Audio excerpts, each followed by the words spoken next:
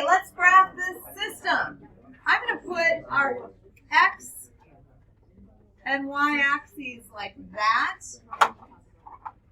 So for my first equation, I have y is greater than or equal to negative 1/3 x plus 1.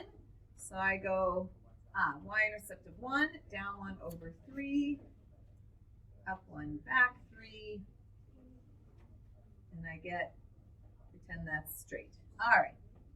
Y is less than or equal to 2. That is a horizontal line. Goes through 2. Pretend that's straight.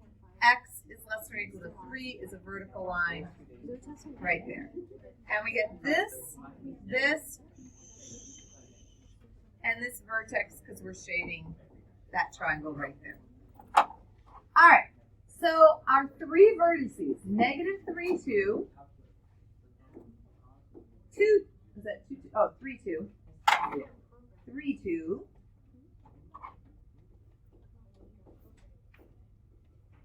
And 3, 0.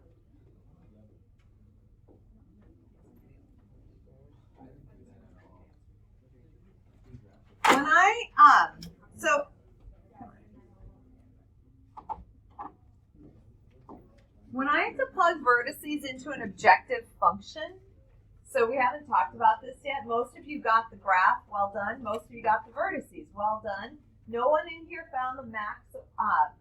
So we need to talk about the max. Yes, Jesse, what's your question? Okay. So what I like to do if the function is called p is I treat the function name as though, like, have you guys used notation like f of x? So I use p kind of like a p of x comma y. So you'll learn later on like a multivariable function. It's just a function with more than one input. So if we plug -3 for x and 2 for y, so we get -9 plus 2 is -7. We plug in a 3 for x and a 2 for y, we get 9 plus 2, which is 11. And if we plug in a 3 for x and a 0 for y, we get 9. They asked what the maximum value is. The maximum value for an objective function has to occur at one of the vertices. So you just have to plug in the vertices, and whichever one gives you the biggest number, that's your max. All right? Are they going to give us an equation like that to plug it into? So we're going to start with a simple one where we give you everything, and then we're going to jump right into words. Okay? So we're going to take about, don't write all this down. I hate a whole bunch of words, but the one thing I liked about this screen is that it uses the word optimization. Optimization. Oh, did you guys not write down the section number? We're in section 2.5. 2.5. It's called linear programming. Linear programming.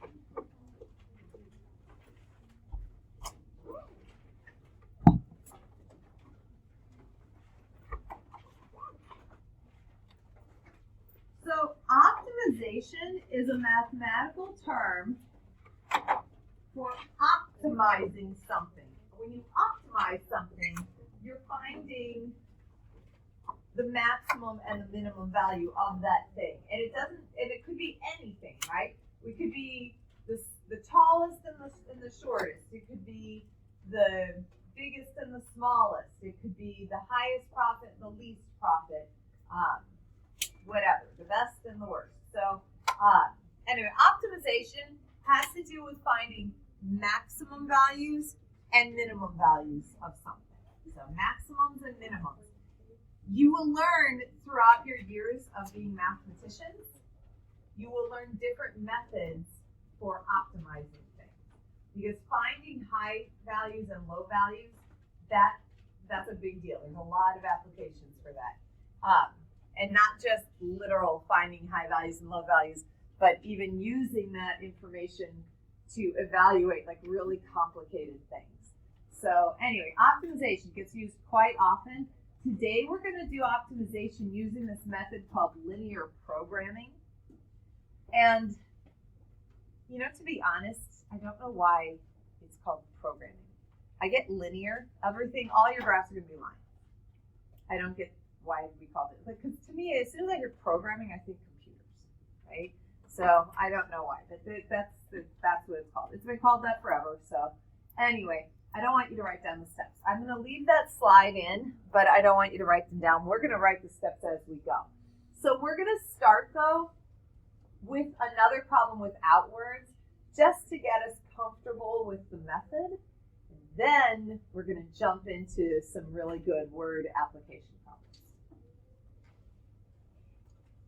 All right. When you solve a linear programming modeled problem, you have what's called an objective function or an objective quantity, and then you have constraints. In this problem, we've given you the objective quantity and we've given you the constraints. This is the last time. So enjoy it while you got it, because after this problem, you will have to come up with your own objective function and all your own constraints. But let's just practice this first so we get the gist of how this works. Let me make this bigger. Okay, so what we're going to do is go ahead and graph the constraints. So take a minute on paper and just sketch a graph of these three constraints. What are we going to have to do with this bottom constraint? Solve it for y.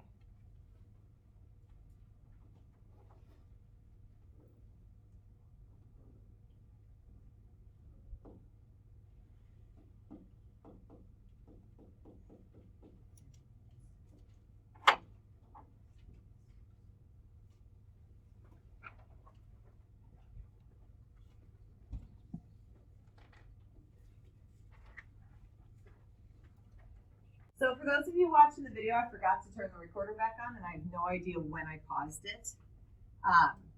But just to walk you through, we graphed each of the inequalities. So we graphed, this is a vertical line, this is a horizontal line, and this is the slanty line. So we have those graphs, vertical, horizontal, slanty. Then we look to see where to shade. X greater than 1 means we're going to shade to the right of the vertical line, above the x-axis, and below the slanty line. So we shade in our triangle, and then we have to identify the vertices. This vertex right here, that's the point 1, 0. This vertex right here, that's the point 8, 0. And this vertex right here, that's the point 1, 10 and a half. Once we identify our vertices, we take each vertex and plug it in to our objective function. So you have 5x plus 6y. So our first vertex gives us a value of 5. Then we have 5 times 8 plus 6 times 0. So that gives us a value of 40. And then 5 times 1 plus 6 times 10.5. And that gives us a value of 5 plus 63. So I get 68. Is that what you guys got? Yeah. All right. So our maximum value for our objective function is 68. And our minimum value for our objective function is 5.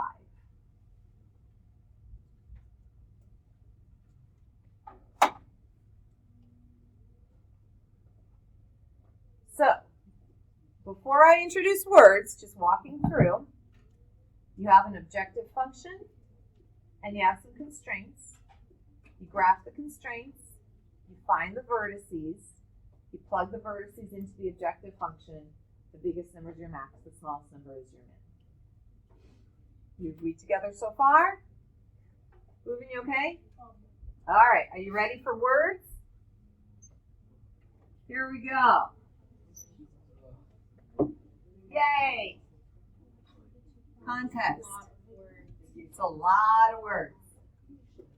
You don't have to write this whole thing. Just, you know, these are in the smart board notes that are on Schoology. You can take a picture or you can write the whole thing down. All right, I'm going to read it to you. The Algebra 2 quiz consists of computation problems and graphing problems. Computation problems are worth 6 points each. Graphing problems are worth 10 points each. You can answer a computation problem in 2 minutes and a graphing problem in 4 minutes. You have 40 minutes to take the quiz, and you may choose no more than 12 problems to answer. Assuming you answer all of the problems correctly, how many of each type should you answer to get the highest score? Now, when I was raised to do these problems, I was taught to always make a table. Some teachers start with a table and then stop using the table. I always use the table. It just helps me get everything organized. If you don't want to use the table, we're not going to grade your table. But I will tell you, some of these problems, like this is a light one. Some of these problems have a lot of words. And so a table really does help to get things organized. So I would strongly recommend it. Okay? Across the top of the table, so first, this is always blank. So across the top of the table, you're going to have two main things you're talking about. What are the two main things that are kind of driving this problem? Computational problems and graphing problems, right? You'll always have two things that you'll be given a whole bunch of information about, right? Whatever two things you're given a whole bunch of information about, those are going to go across the top along with the word total. So when you make your table, find the two things that you're given a whole bunch of information about. Put those things across the top along with the word total.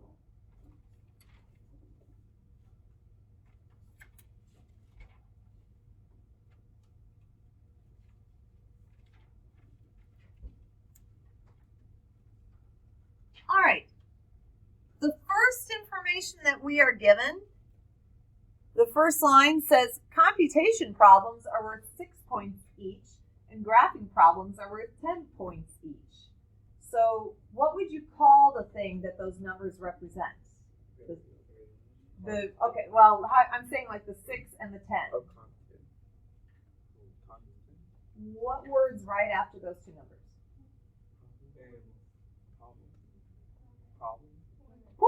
Points. Those are points, right? Just give it a name. Points. Hey, points. So make a line for each thing you're given information about. So first thing we're given is the number of points each type is worth. How many points are computation problems worth? 6. How many points are graphing problems worth? 10. Is there a total number of points given? No. So that's just blank. No total. We'll talk about why in a minute. Is everyone with us? Okay. You can answer a computation problem in 2 minutes and a graphing problem in 4 minutes. Now what would the category be that we're given numbers for? Time, right, or minutes. You can write time, you can write minutes, you can write time and minutes, right? Okay, how long does it take to solve a computation problem? 2 minutes. How long does it take to solve a graphing problem? 4 minutes. Is there a total time? 40. 40 minutes is what you're given to take this quiz. All right. You may choose no more than 12 problems to answer. How would we categorize that? Number of problems, right? I just called it, number of problems. Are we told how many of each type?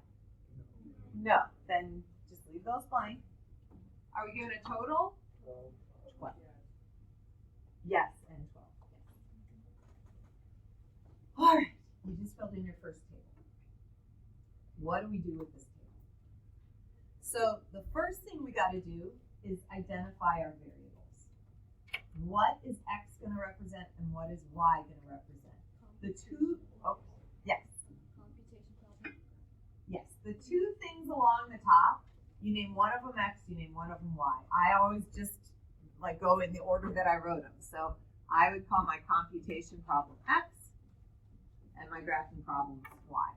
You could write it above, you could write it below. You can, if we say define your variables, if there is a problem where we ask you to define your variables, what does that mean? That means let x equal the number of computation problems, and let y equal the number of graphing problems.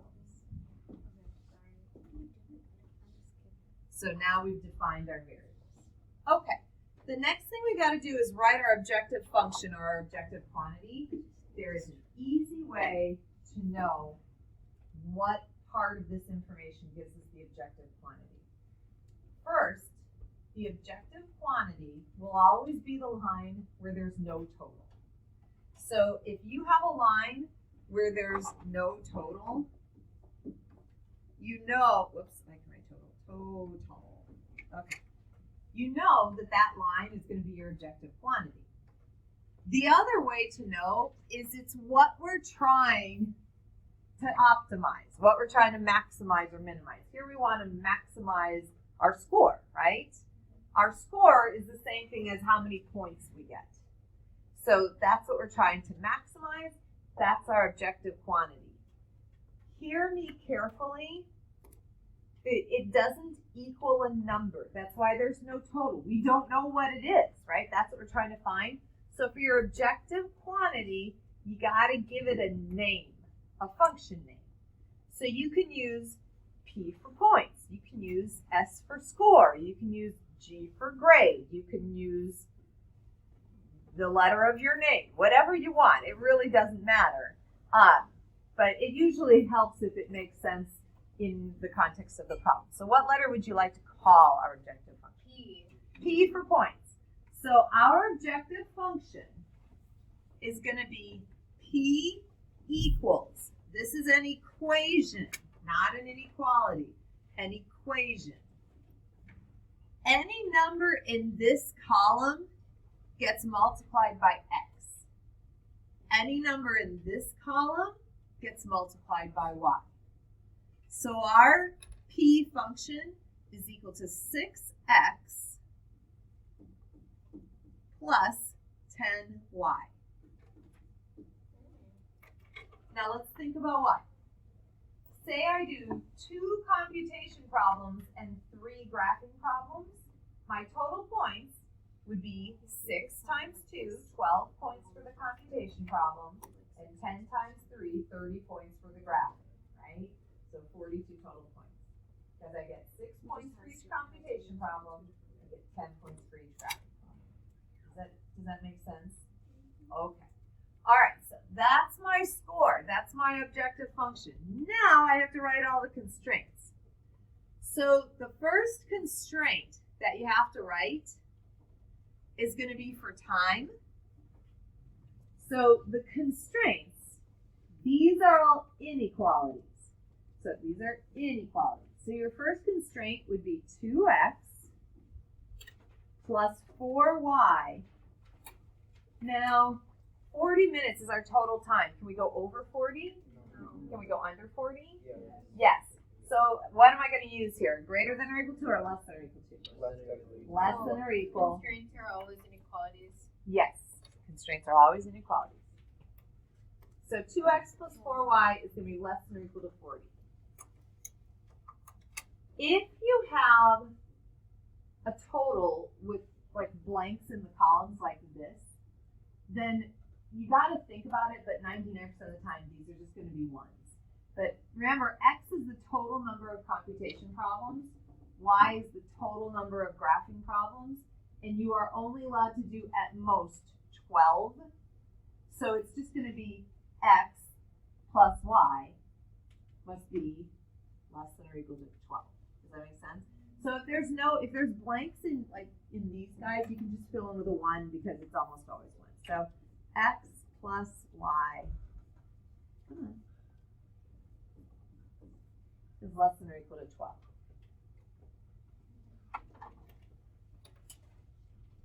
We're not done with the constraints. There are always some other constraints that you don't get from the words of the problem. For example, can I do a negative number of computation problems? No. So I know that my x has to be what? Positive. So in terms of an inequality, what does x have to be? Greater than or equal to, can I do 0? Yeah. Yeah, greater than or equal to 0. Y? Same thing, greater than or equal to 0.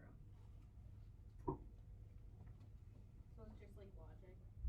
Though there's almost always a couple of constraints that are just logical.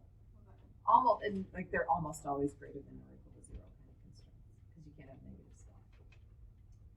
All right, it's time to graph. So,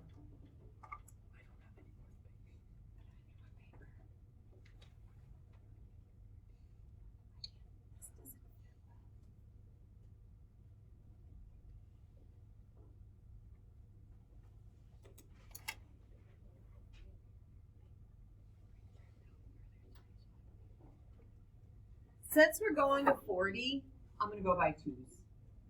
So, oh, actually, we have to solve for y first. So, let's see here. I am going to move this back and I'm going to move this down. And I'll just go back and forth. All right, so for my first constraint, solve for y less than or equal to, so subtract the 2x, divide by 4, I get negative 1/2 x plus 10. And then for my second constraint, I get y is less than or equal to 12 minus x. And then I still have, of course, x greater than or equal to 0 and y greater than or equal to 0. So I don't have to go by 2's because the biggest number I have is a 10.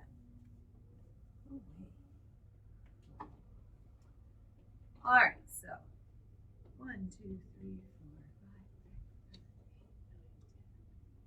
10. Down 1 over 2.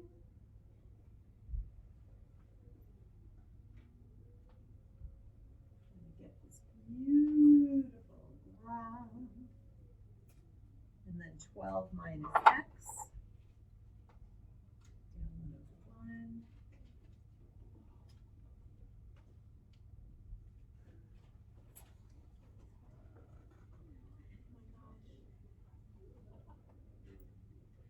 Is that okay? Yeah, it's just a lot of numbers.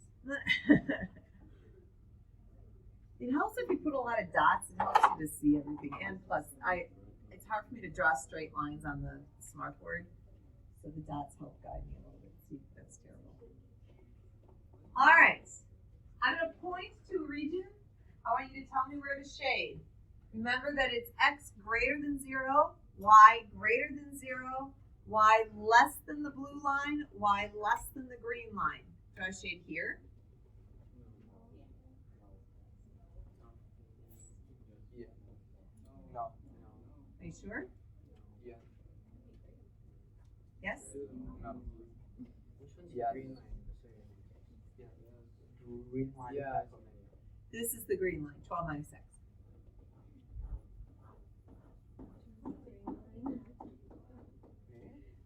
Oh, I still like it. Oh, how many dots? How many vertices are you going to have for this region? 4. 4. Go ahead and list them.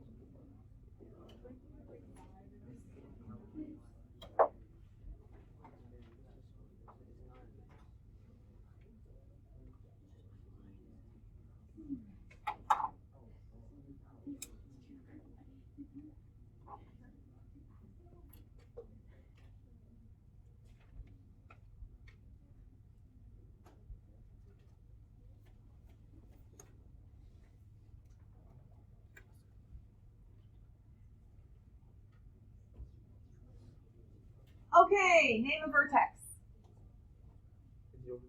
0, 0. 0, 10. 4, 8. 4, 8.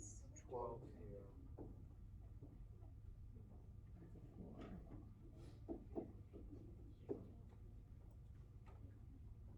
we're plugging this into, what's our objective function called? P for points? Okay. 6x plus 10y. So I'm going to rewrite it over here. 6x plus 10y.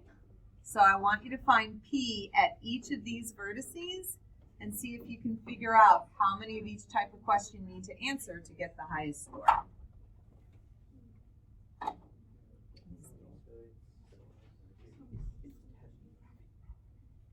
If you don't answer any, how many points are you going to get? 0. 0. There you go.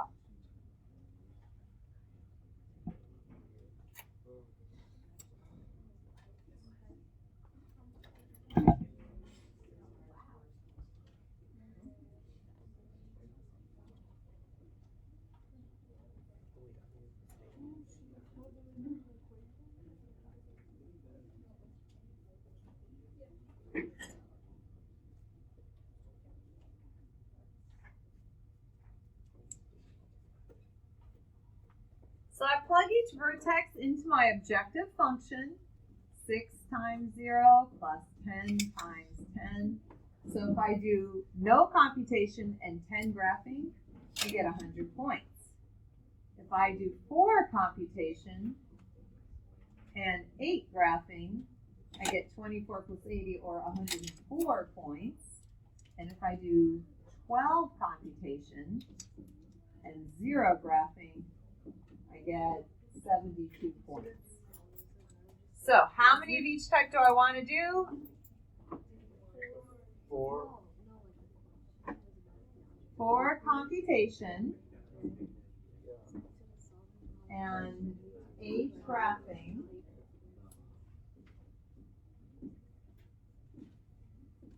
Give a max score, that's a score, of 104.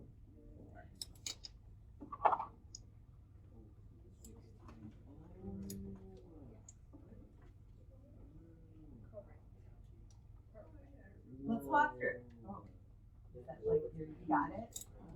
Okay, good. So walking through, when you're doing these problems, first thing I want you to do is build a table. Identify your x and your y. Write your objective function. Write your constraints.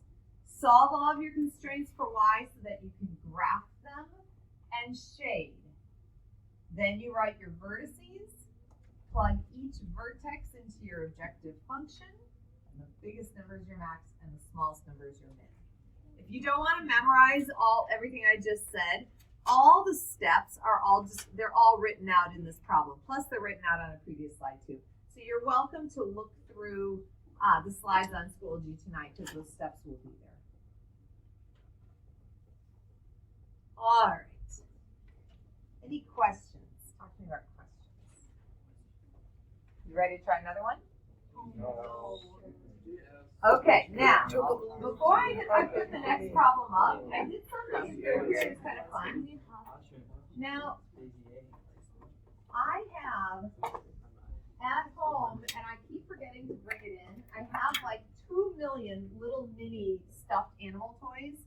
I don't have very many I have some, right? I have like a teddy bear, and there's a fish, right? And there's like a little like a baby flamingo or something. I don't know. So anyway, like there's a fox. Like I have quite a few in here. There's also some other toys. Like these are like Happy Meal toys, like an Angry Birds thing. I don't know. There's Chinese finger traps. There's Matchbox cars. There's like little army men, right? So this is my little prize bag. And there's sheets of stickers too. Anyway, I have like 2 million prizes, but I have to bring more in. But anyway, so here's the deal I'm going to make with you. Every group is going to put the table for the next problem up on their whiteboard. First group to get it completely correct gets to pull prizes from the prize tag. Are you ready? Are you set? All right. Just There the you table. go. Someone make the table.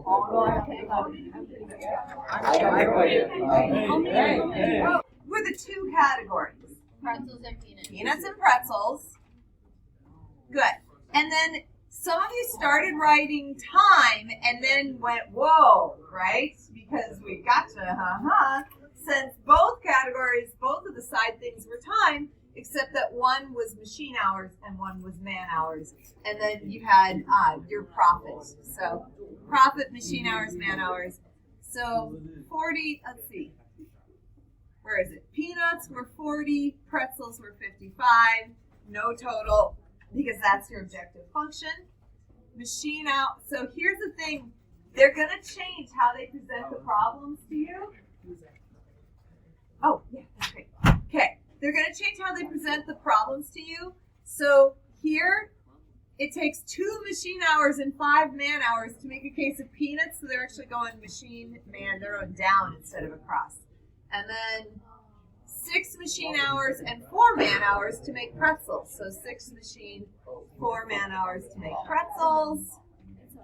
And then total machine hours was 150. Total man hours was 155. All right. Talk to me about questions. Any questions? All right. So in the next 3 minutes, I want you to see if you can write your objective function and all of your constraints. Go ahead. I want to see here. I'm going to pause this. So our objective function is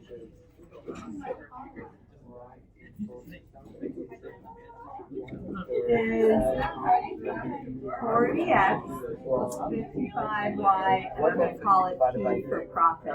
By the way, we should write what our variables are. Okay. Then our constraints. 25. 25. So we have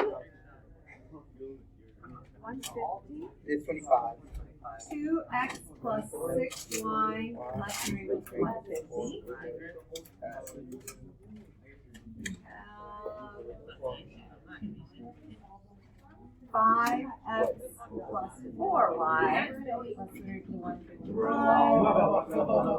We have x greater than or equal to 0 and y greater than 0. Alright. Okay.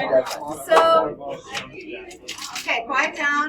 So for this first equation, for the inequality, we solve for y. We get y is less than or equal to, so it's negative 1/3 x plus 150 divided by 6.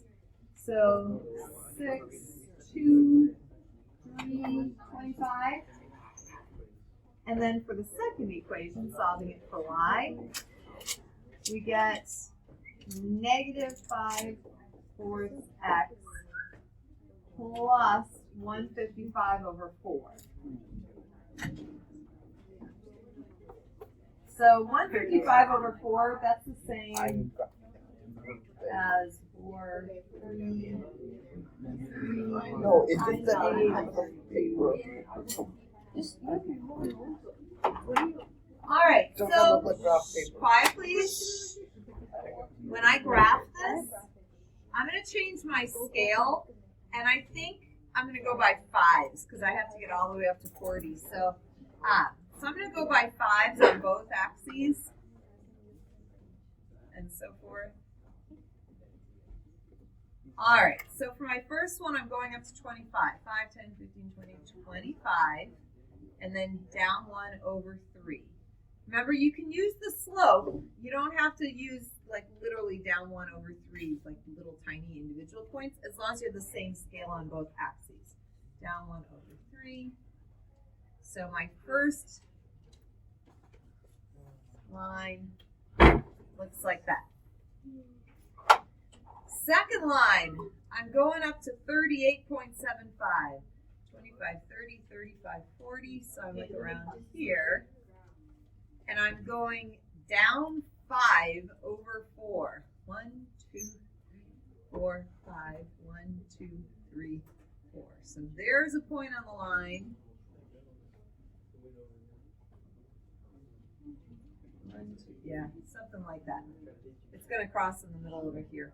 Are we going to be doing this big of problems and graphing this much on our test? Absolutely.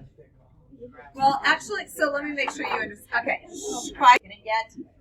But here's what I understand.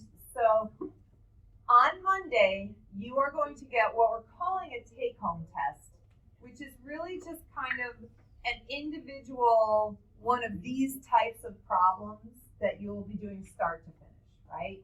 So it's going to take you a couple of sheets of paper to get everything written and everything graphed and analyzed. So you'll start that, you'll get that on Monday, and I think we give you a week to get it done, but I'm hoping most of you will finish before then. Your actual test has one of these, but you don't have to work the whole thing start to finish. I think it just asks you, like, maybe to name the objective function or identify constraints or something like that. We're not going to have to graph it like that. You're going to have to do graphs on your test, but I don't think you have to do a linear programming start to finish. Of course there's going to be graphing, because we got to test to see if you know how to graph a system of linear inequalities. But yeah, okay. All right, so let's look at where we shade. So we have x greater than 0 and y greater than 0, which just means we're in the first quadrant. And then y is below the blue line and below the green line. Whoops, oh no. When I did this, I just dragged one of the lines down a little bit. Okay. All right, and I don't think I drew my lines very straight. Down 1, 2, 3, 4, 5. 1, 2, 3, 4. It's all right. Okay. All right. It doesn't actually pass through that integer. So let me ask you a question. If we're talking about cases of peanuts and cases of pretzels, do we want to produce a part of a case or do we want to do whole cases? Let's do whole cases, right? So if we're going to do whole cases, then our vertices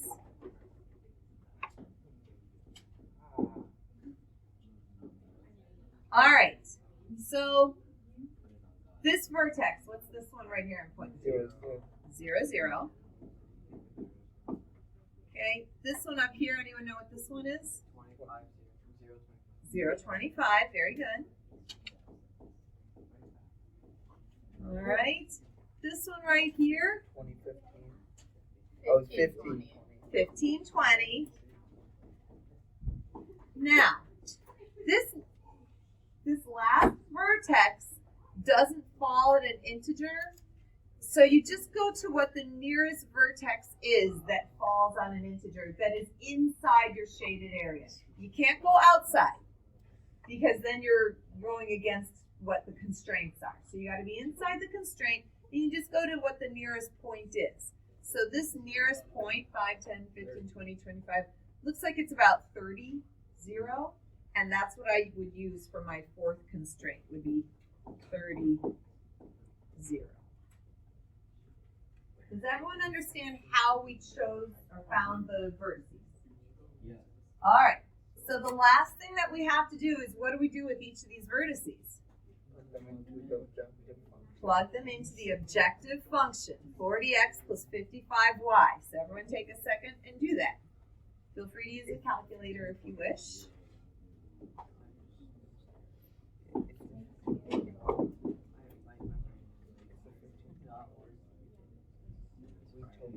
I'll give you a start. The one at 0, 0 is 0.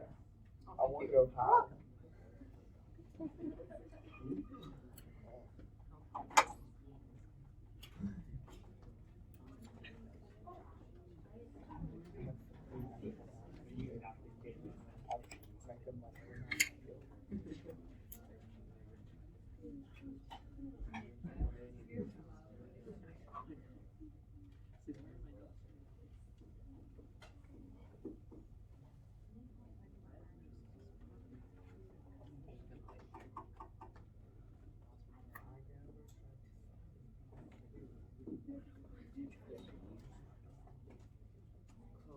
Like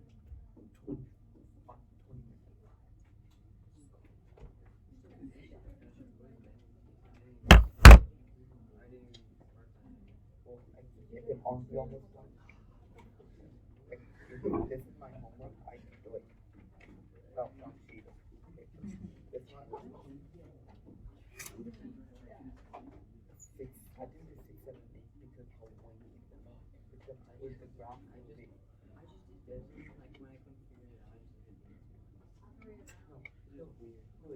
because the graph they put the rest on. All right, how many cases of peanuts do we want to make? 15. 15. How many cases of pretzels do we want to make? 20. 20. And what's our maximum profit? $1,700. $1,700, right? Okay. How are we doing? We get that gist? Yeah. Do you want to try one more giant one? No. You want to work on quizzes? That's fine. Are there, before I set you free, are there any questions about the method or what we've done today? All right.